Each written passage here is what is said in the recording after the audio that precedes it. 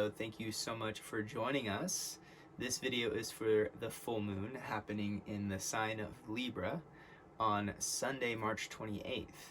And this is powerful times that we are experiencing right now. I don't know about you all, but the last few weeks have just been pretty wild, pretty transformative, at least in our world.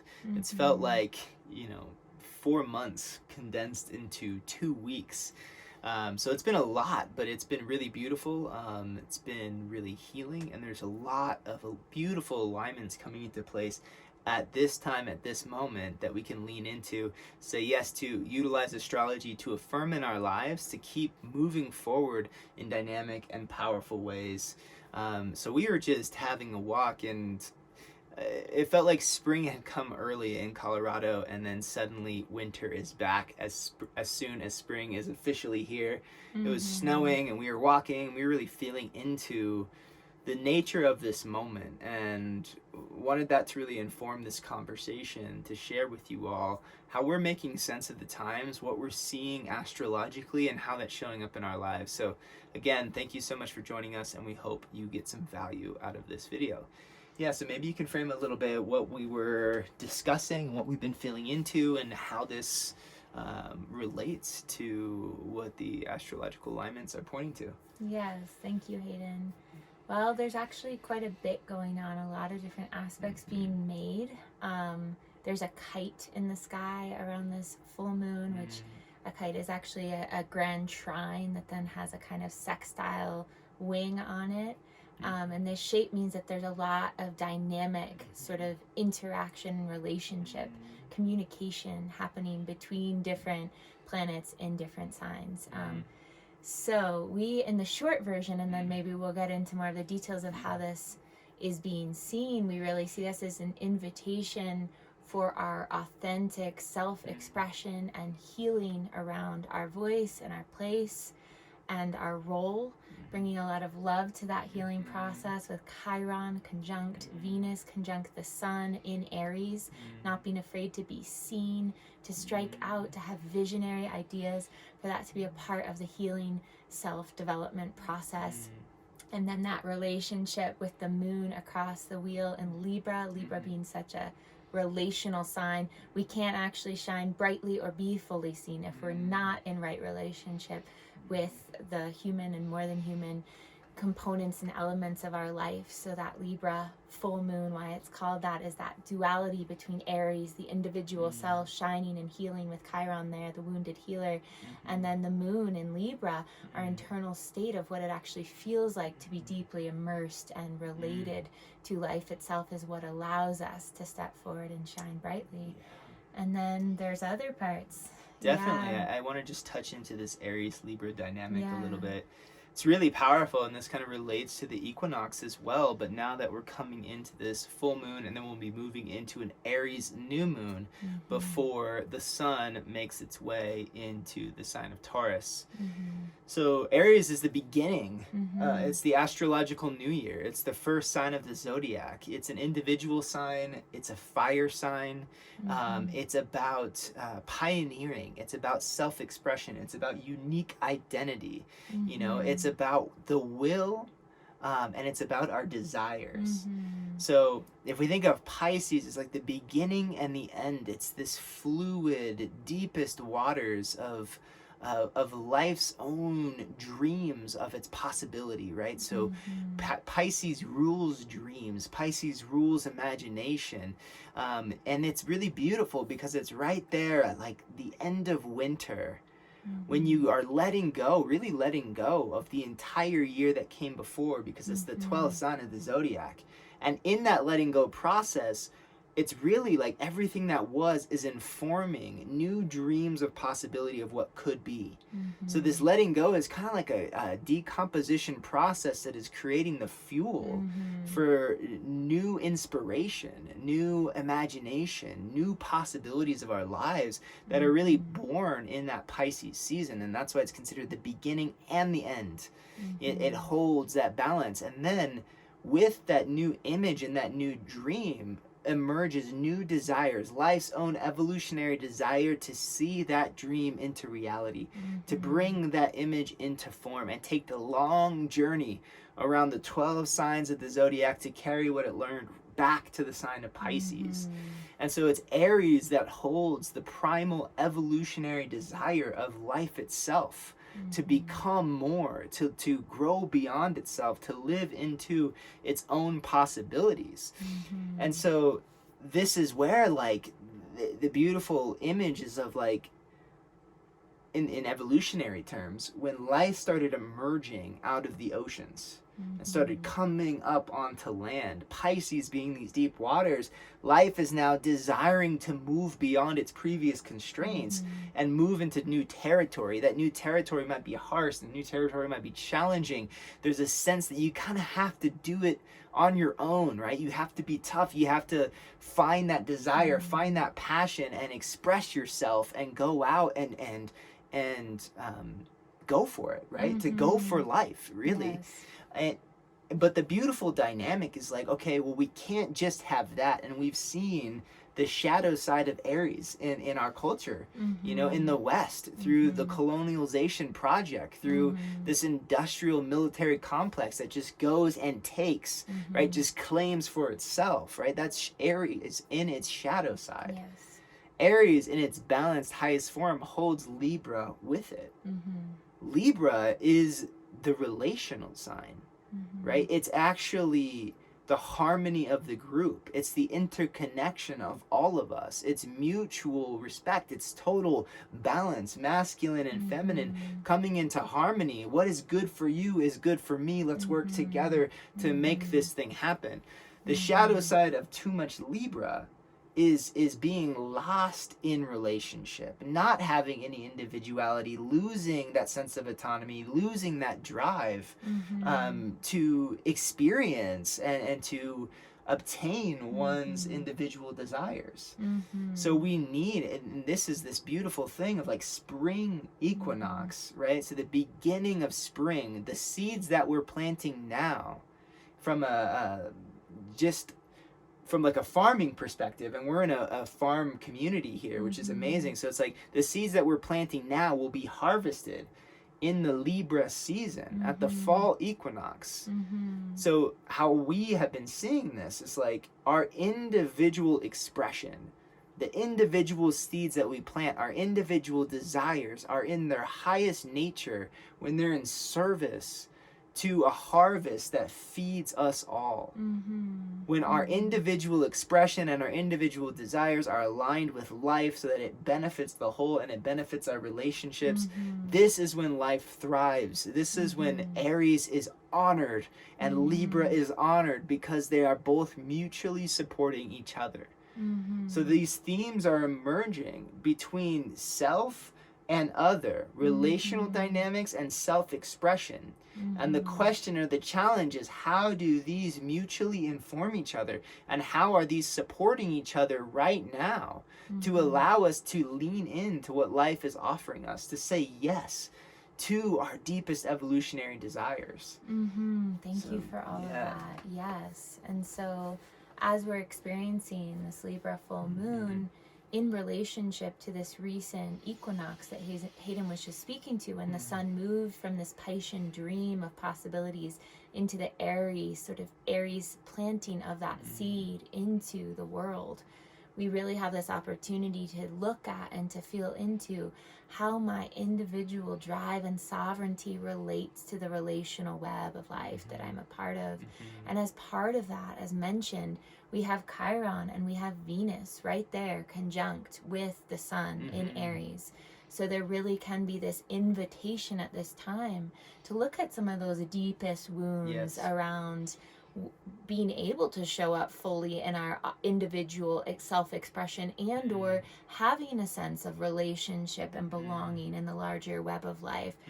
Really wondering and looking at, what does it mean to be unconditionally loved in both the parts that I want to be illuminated by that sun, and in also the parts that maybe I keep hidden or I keep in the shadow? What would it mean to invite or to trust a full illumination, the full moon, allowing the light of conscious awareness to fall on all parts of myself, and trust that my internal landscape of the moon is resting in deep relationality with life. And in that way, I, as a sovereign, autonomous being, can show up. It's safe to be in my full expression. Absolutely. Yeah.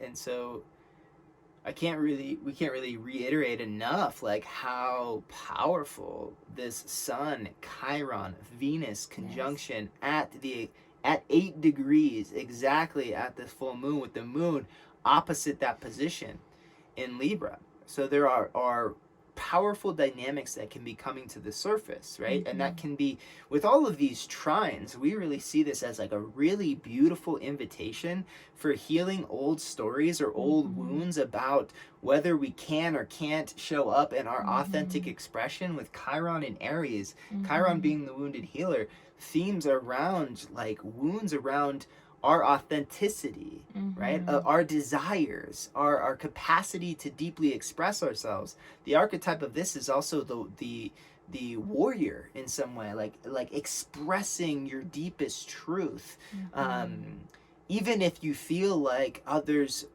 aren't capable of receiving that. But right now there's so much harmony of like Venus coming into conjunction with that Chiron, saying Venus is really a healing planet, and it's a relational planet. It actually rules Libra, so it's in its oppositional state. And so it really wants to bring in this relational dynamic by having us understand that our wound, right, that the parts that we might be keeping safe for ourselves that you were mentioning, you know, these parts of ourselves, these authentic parts of ourselves, are really the gifts to others, and they're the gifts to life at this moment. And how can we create the conditions? What are the states of our relationships, right? And they can be maybe supportive, and there may be like a lot of recognition of the supportive relationships of our lives, or there might be a recognition of like, okay, well, these relationships have to shift and adjust to be able to allow for or to receive this authentic expression that I'm giving. But either way, with this kite at this moment in time, we really see this and really feel this in our own lives. It's like a lot of support coming in, really wanting to invite your authentic expression to repattern old stories about what can or can't happen. Right? And it's time. Aries is striking out in new direction, right? So this might feel new. This might feel challenging. This might feel uncertain.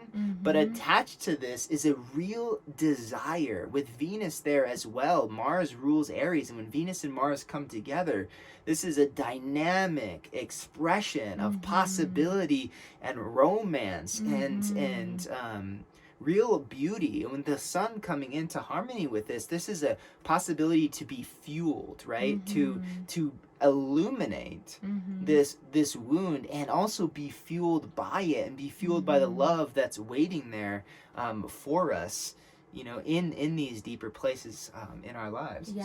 Thank you so much. I was just getting this image too with Chiron and Aries in this particular way right after the equinox, that this could be an invitation to have a deeper level of trust in our ability to emerge, to heal, to actually take this next evolutionary step in our own personal journey that you were speaking about more collectively, that Aries is the time of the seed kind of sprouting and emerging. And so with Chiron being there, the wounded healer, this could be a really loving, supportive, trust building moment for actually kind of repatterning those old stories and seeing the ways that maybe we are actually growing, or we are healing, that we are emerging, that is becoming clear to us and actually felt in us. And there's a different level where that sacred kind of, where that wound becomes that sacred gift or sacred offering for ourselves and for all that we're in relationship with.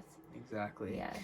So because it's a kite, we have these two wings on the other side that are in sextiles to this Sun, Chiron, Venus position, and trines to the moon. And those are all harmonious aspects. Exactly. To underscore what we've been saying. And they're harmonious in the sense, like the moon is in Libra, right? So we have the trine position is over in Aquarius and in Gemini, because these are the 3 air signs in the chart, exactly 120 degrees from each other in the chart, and that's what makes a trine.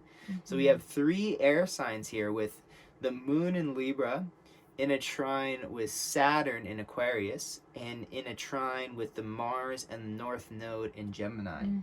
And both of these are in a sextile, so 60 degrees away from Aries. So right now we can see so we have Aries is the tip of the kite, and this is a fire sign with 3 air signs, right? So there's a lot of masculine energy coming in right now. There's a lot of potency, of spontaneity, of rapid kind of growth. When you bring air in with fire, what happens?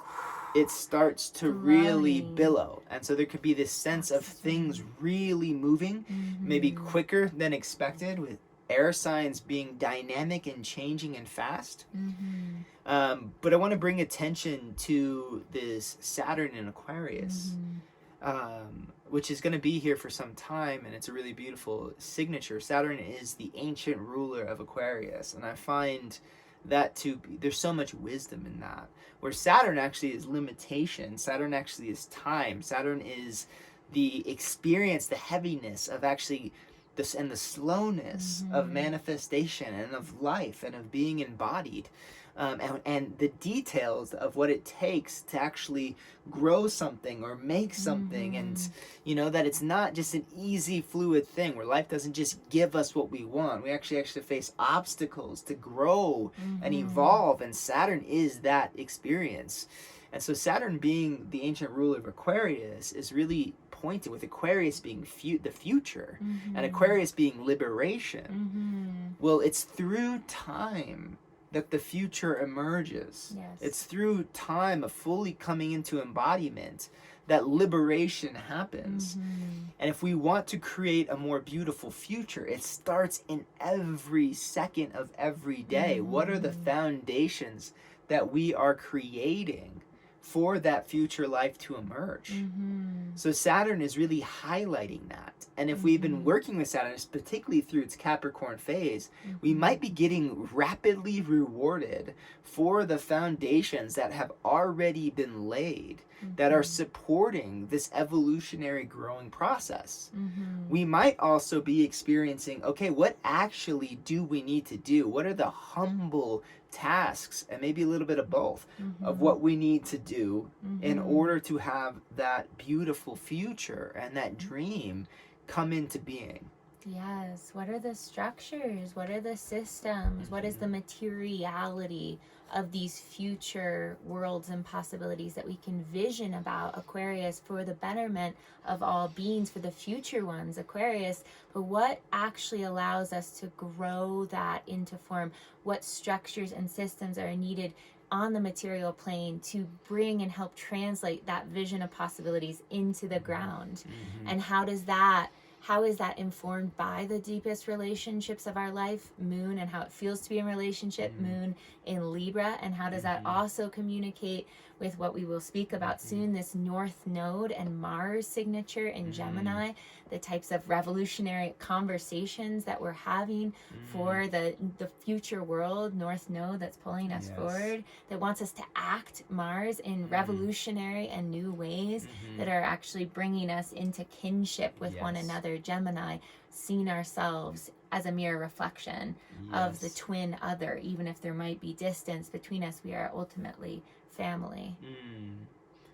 Yeah, so I want to just kind of repeat what you were just saying again, because I think this is a really powerful moment. This trine is really a beautiful signature, and I really see it as sort of this liftoff into 2021, which is going to carry a very different energy than 2020.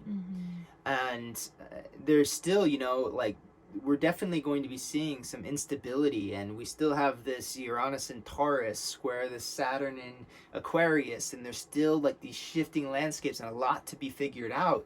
But there's a lot that's emerging from the massive transformation and the work that we've done through 2020. And so right now, if we are weaving the story of the stars together, the moon is really highlighting that it's our relationships and the relational landscape that is coming in to support the foundations that are needed for the liberation of the future that we've been desiring, the future world that we've been hoping for. With the moon in Libra, it's saying it's through these relational dynamics, they're coming in a supportive way to help build the foundation of a future that we know is possible, that we want to dream into, that is going to be in service, that is in service, and that actually needs our individual unique expression. Yes. And that it's time to heal these old wounds of not being good enough, not being capable enough, not being ready to actually go for our desires, to trust that our desires, if we've been doing the work and aligning ourselves with life, that our desires are in line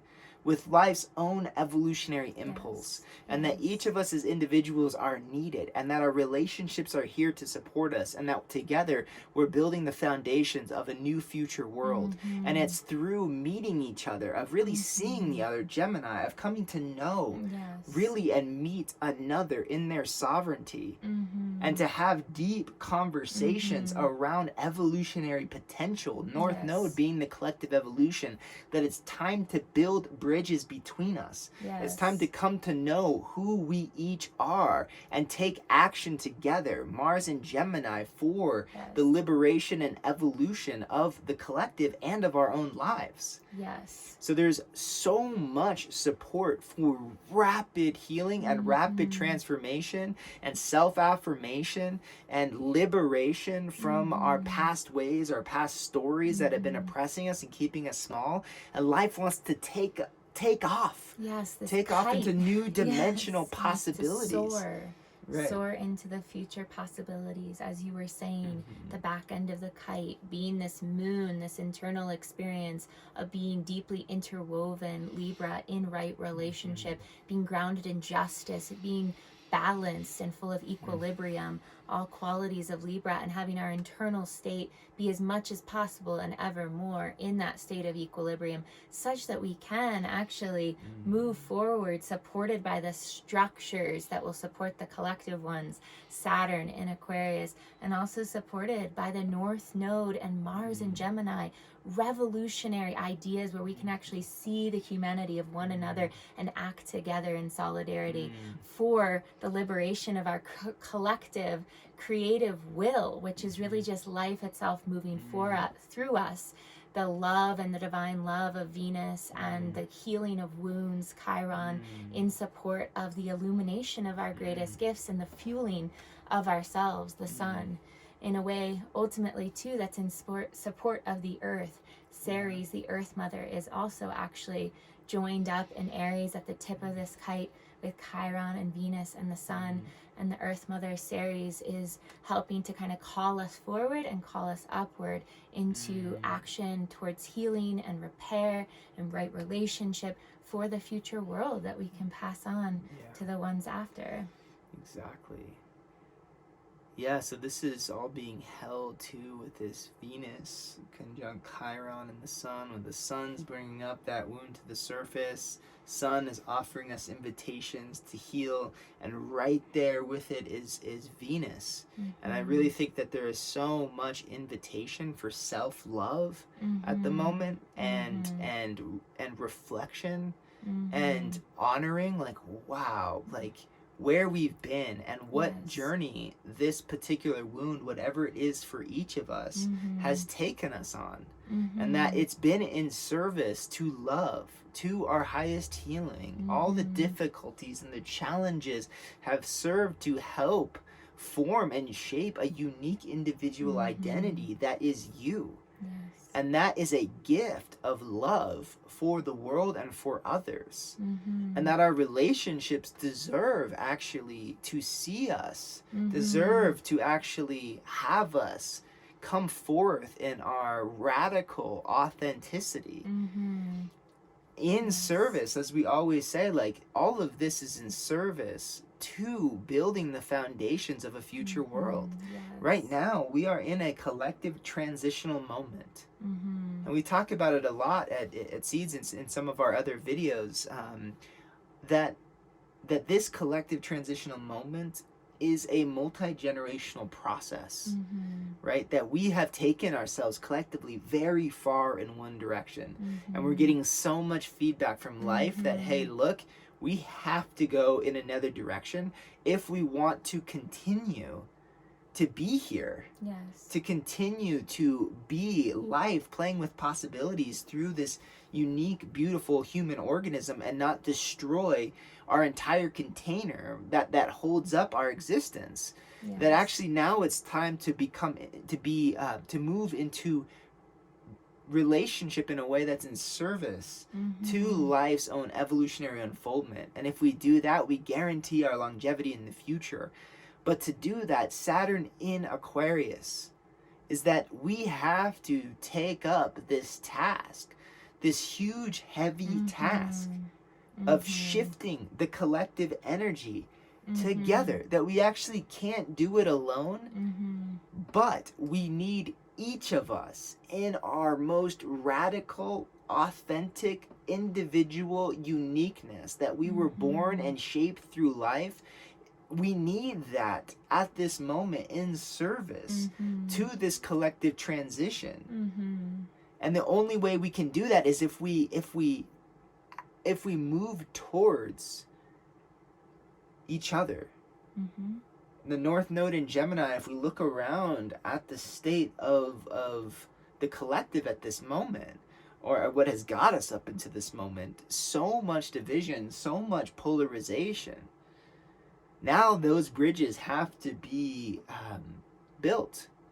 And it starts right where we are. It starts in our communities. It starts in our relationships. It starts with what can allow us to step forward in our unique individuality is by actually moving towards seeing and witnessing another. That directing our energy, Mars conjunct the North Node in Gemini, is that this is hard to do. Like it's hard to fully see another in their unique individuality. But it's time that we try, that we move towards, that we direct our will towards that. And by offering that to another, the other will pull us and offer that space back. Well, oftentimes, not always, but oftentimes the other will open up space, and now you're creating a mutual exchange to allow for more unique individual expression to come forth. Yes. I'm really getting this sense and this image that this signature may be a really good, ripe, potent time for us to be having kind of radical, revolutionary conversations with one another about what are the conditions that you need to have healing, to have safety, to have belonging, and how can we actually make agreements more explicitly around what each of us need to be able to grow the structures and systems and arrangements into the future, to be able to all feel safe and that we're evolving in our own healing and evolutionary path, that more explicit conversations to honor one another's needs in relationship may help to liberate and be able to express our individual freedom and creativity in a way that's very much needed at this time. And that this might also be a good time to have the courage to ask for what you need or to take a risk around presenting visionary ideas into the world, because what we have done previously, as Hayden just said, is not working. And so we really need each of our own revolutionary, creative, visionary ideas. This whole kind of stellium in Aries is speaking to that. And it might be a time when those ideas can be supported by our relationships and by the systems at be, so that we can actualize them and help move towards a more life-sustaining direction, both in our localities and also in the collective field. Yeah, that feels really right now. That feels deeply accurate in the sense with the North Node being involved in this trine. That's our evolutionary edge, right? So we are entering into new territories. And there can be this deep desire right now to show up in our radical authenticity. And there can be a realization that, okay, like, my capacity to do that is also determined by the health of my relationships, Yes. that we are actually co-creating the conditions for each of our unique individuality to be able to come forth. Yes. And so we actually have to, if we're feeling this intensity, which we likely are, we actually have to move towards radical conversations. We have to direct our will towards communing with each other, Yes. towards seeing each other, Yes. to having explicit agreements. Yes. Even Saturn can be limitations, Yes. restrictions, agreements, constraints, Yeah. exactly, for the sake of liberation. Yes. Right? There's an interesting polarity there, but I think there's so much wisdom in that, and that's something we've explored in our own partnership and in many different ways in our lives, like how creating certain constraints and playing with the boundaries of those constraints, meaning like we don't want rigidity, but we want containment, and the image of the membrane is coming together. Like, how do we create a cell membrane to allow for healing and personal transformation and radical self expression and self-knowledge and relationships and trust building, healing of old wounds? Like, what is that condition or container that we both need to be able to do that work that matters so much to both of us? Exactly. And at certain times, like, it's so important, like in a primary partnership, to be able to actually explicitly create those agreements with one another. And that can be liberating in itself, and it can be such a relief, and it can be really exciting to know what we're standing in together. And exactly. Yes. And doing that also in community, right? Yes, we also here scales. in this beautiful experimental process of growing community together, like initiating a lot of really powerful ideas this year, you know, that we're going to be really excited to continue to share as they unfold. But it really feels like it's been through this deep work of coming to meet each other, coming to see what are our needs, how do we create the container together as a community, how do we allow for our wild creativity to come forth in service to the liberation of this place, in alignment with the health of this place and the earth around us and our wider community. And so it's been a lot of work and foundation building, Saturn, of coming together, working together, figuring out what are all of our needs and how do we have a container that isn't oppressive, right? But is still contained, that still has some limitations and some restrictions, but that ultimately call us all up to our highest potential and start to build trust. Again, to be able to allow for deeper levels of authenticity. Yes. And I want to just mention, with Chiron in the mix, if you create those containers, deeper levels of authenticity might also include deeper levels of wounding that want to come to the surface. And that those coming to the surface isn't necessarily a bad thing. Yes. Especially if we've been creating the containers consciously as a community to allow for that trust building process to occur, to even discover deeper wounds in ourselves that we might not have even known were there. And now we're able to bring consciousness to it, and we've created a loving container together as a community to hold that for each of us, you know, and that's Venus coming into the mix as well. So there's all these different layers to this moment, as there are in every moment in life. But we really feel like there's so much invitation for healing. Yes, and believing that win-win, mutually supportive, reciprocal relationships and dynamics and agreements can be possible. That's something we've been noticing so much in our own life, of what if we could actually trust and believe and act upon and invite and propose really innovative win-win solutions of how we can come together at the community level in our own partnership in ways that can actually just create more possibilities for all of us to live into our full potential and explore and create and express in service of continued healing and liberation and the Earth's own process of renewal and regenesis and expressing itself through us in this particular place. There's another sort of metaphor I want to bring to the table, and there's so many, we could just probably keep going into this. I want to be conscious of time, but I was telling this to someone the other day, and I feel like it's so relevant to this conversation of what we're talking about. And it's this concept of win-win dynamics, and how as culturally, like you were just mentioning, we've been so stuck in this win-lose competitive dynamic that there are true winners and true losers.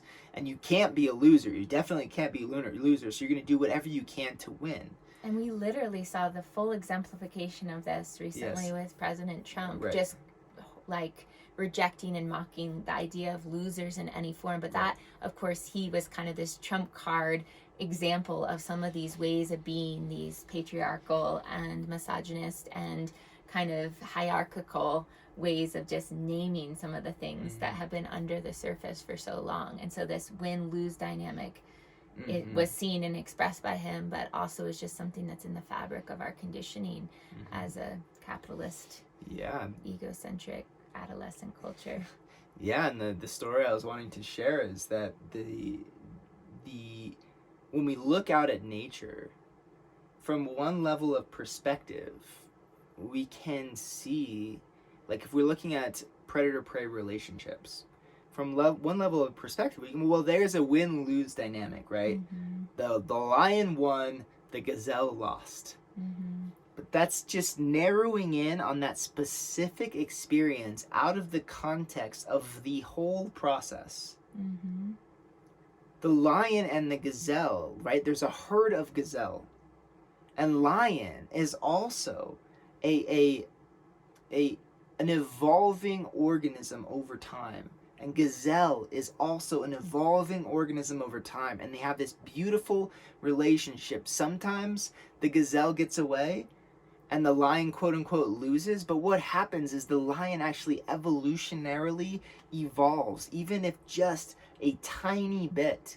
Maybe it gets a little bit faster. Maybe it strives a little bit harder. Maybe it goes for more camouflage next time.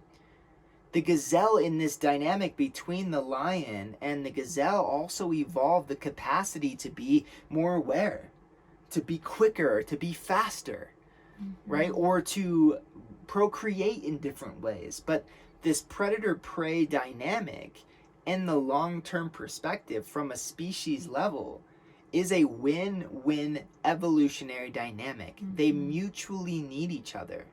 The lion don't develop some crazy capacity that over exceeds the capacity for the gazelle to equally evolve. They equally grow together, allowing for harmony in nature to exist. And this is what I really feel like is this invitation at the moment, that lion's desire for the gazelle is an evolutionary impulse, and that desire is Aries. And there isn't a win-lose dynamic here. There is a win-win dynamic, and it depends in every circumstance what level of perspective that we're looking for and looking at. And if we are looking for win-win dynamics, we can find them, and we can co-create them, and we can facilitate them. And we can start to remember and feel that win-win dynamics are the basis of almost everything that exists. It's so natural and normal to who we are as a species. And it's so exciting because it's more intricate, it's more detailed, it's full of way more possibilities. Yes, exactly. It is what has arisen us to be these human beings, 14 billion years of evolutionary processes that is adaptive and deeply intricate and is collaborative and is ultimately reciprocal and win-win. And so it's a remembrance process. And this signature at this full moon in Libra is really reminding and supporting and celebrating this potential for us to remember in the base genetic kind of memory and ancestral imprint of what it is to be human, biologically and socially, culturally, of living in conditions and reciprocal relationships that bring out the best in all of us. And that's the evolutionary process itself. And we get to remember that and play with that and be part of that with one another and with the earth herself. Yeah, and that's the invitation. which is one of the reasons that we use astrology, Mhm. right? It's like all of these things are just mirroring themselves and happening in our lives. And we can use this beautiful tool to look at and uncover and find these nuances of what's Yes. happening in the world and in our lives that help us move deeper into reality and deeper into life. Yes. And there's so much evolutionary potential in this technology that has been handed down for as long as we've had civilization. Yeah, so thank you so much for joining us and watching this video up to this point. If you did, we really appreciate you and anyone who is with us in this process. So much love to you and much support in these wild and intense times. Yes. Yeah.